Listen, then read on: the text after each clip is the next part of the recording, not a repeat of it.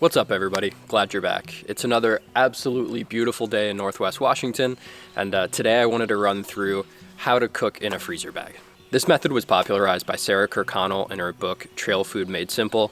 Credit where credit's due. I haven't read it, but I'll include a link down at the bottom in case anybody wants to check it out. So in today's video, first I'll run through pros and cons, then we'll talk a little bit about tips and tricks, then the gear that you need, and then finally I'll cook one of my absolute favorite trail recipes so that you can see how it all comes together. The first question that you might have here is, Tim, why would I want to eat out of a freezer bag instead of my pot? And honestly, that's a totally valid question.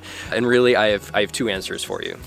The first one is just, you don't feel like cleaning up, and you know that you're not going to want to clean up, and you want to streamline the end of your day after a hike. No judgment on my end. If that's why you want to do this, that's totally cool. A lot of people do. For me personally, though, the reason that I enjoy freezer bag cooking and the reason that I do it sometimes is it's for when I absolutely can't stand the thought of sticking my hands in cold water on an absolutely frigid day to clean my pot. So that's really where it comes in for me. We've talked about the benefits, which is not having to clean up or to stick your hands in cold water, but there are some concerns as well. The first being, obviously, you're creating more garbage. Second, you're eating out of plastic. Sorry, bug.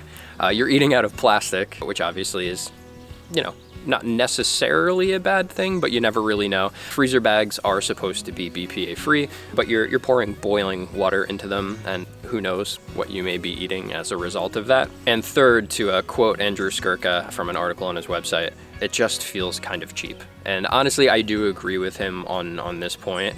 You don't get that tactile satisfaction of scraping that last calorie out of the bottom of a pot like you would when you normally cook in your regular cook set. But like I said, there is definitely a time and a place for it, so let's run through how to make it happen. So for tips and help getting started, the first thing that I want to go through is just what kind of foods really work well and which ones don't.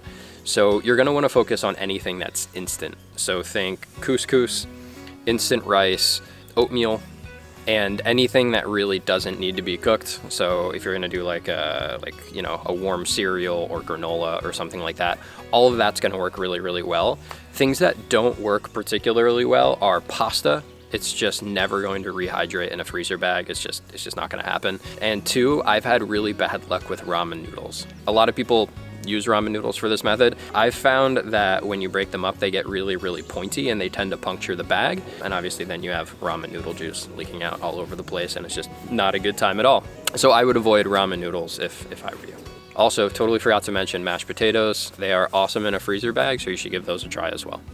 In terms of tips, first off, you're going to want to take an extra freezer bag with you. Just one or two is totally fine depending on the length of the trip, but if you do happen to pop one, it can obviously be a real pain to have leaking juices and water coming out of it and not have any way of sealing it up. Of course, you can always just dump it back into your pot and cook, but again, if you have a leaky bag, it's easier just to put it inside of another bag. Second is just to give the hot water a fighting chance to do its thing. By that I mean it's okay to add a little bit more than what a recipe necessarily calls for. Nothing wrong with a slightly soupy dinner. More hot water means that it's going to cool down slower, so you're going to have a better chance at fully rehydrating that meal. Also, add your ingredients that don't need to rehydrate at the end after your rice or your oats or whatever have fully rehydrated. That way they're not sucking the heat away from the hot water that you have in there and slowing down the overall rehydration process. And then finally, resist the urge to check it. Give it 10 minutes or 15 minutes or whatever your particular recipe calls for. Every time you open up that bag, you're losing heat and you're gonna have a less cooked meal.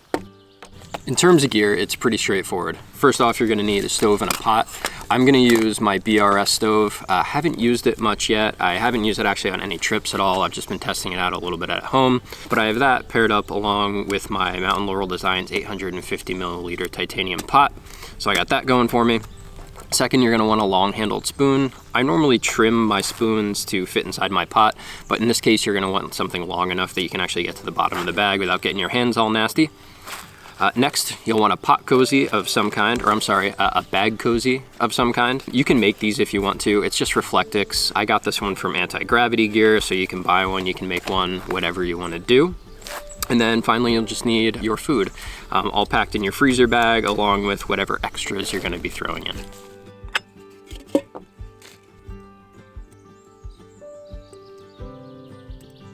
And now it's time for my favorite backpacking recipe, chicken and rice. I have my stove laid out here.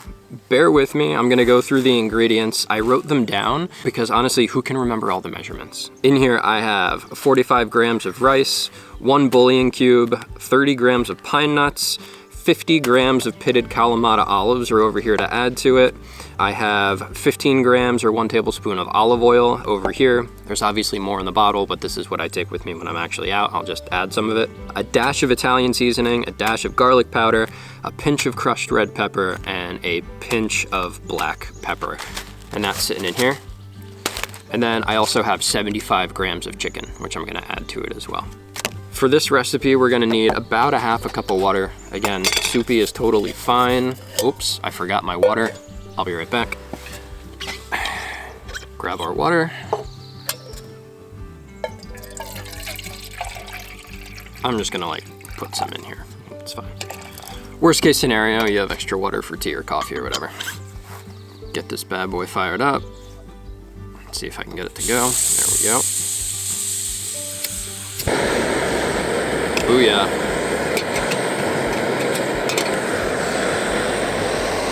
And now we wait for this to come to a light boil. All right, looking good. The next thing that we're gonna do is we're gonna add the water to our dry ingredients here.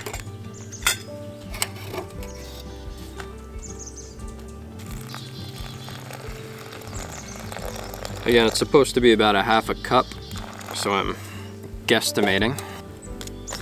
Give it a quick stir.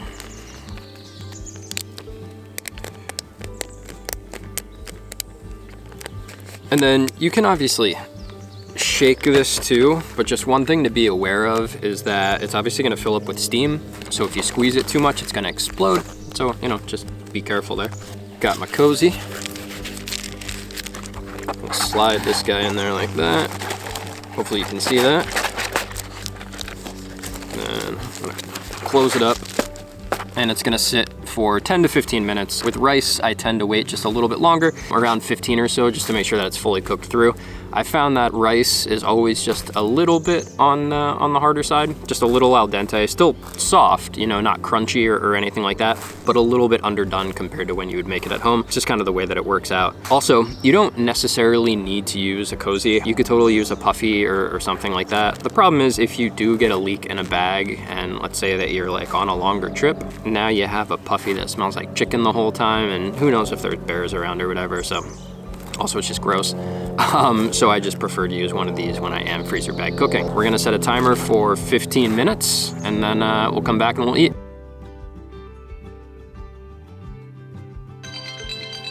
15 minutes has elapsed, so now it's time to check on our food here. Looking good. I'm gonna give it a stir, and then we're gonna add our chicken, our olives, and I've seen these at the store in like foil or Mylar pouches as well. Way better than these big plastic things, so if you can find those, that's what you should get. And then our olive oil.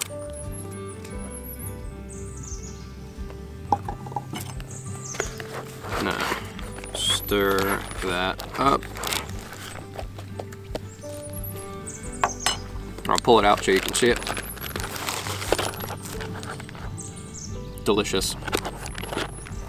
And you can give that, I don't know, a minute to warm up the other ingredients if you want to, but I'm just gonna go for it. Get a bunch of olives and chicken in there.